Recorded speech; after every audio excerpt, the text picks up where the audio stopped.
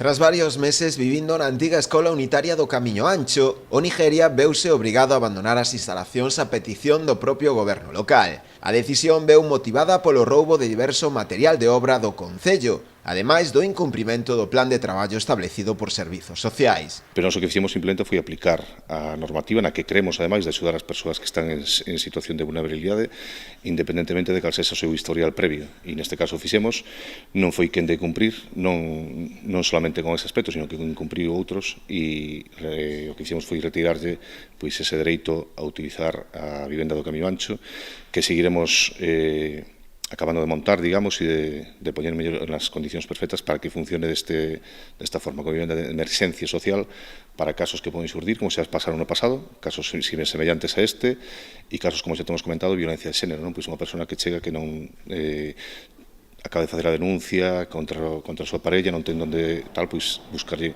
un acubillo rápido, non? Algo que queremos contar e que seguiremos adiante con eso.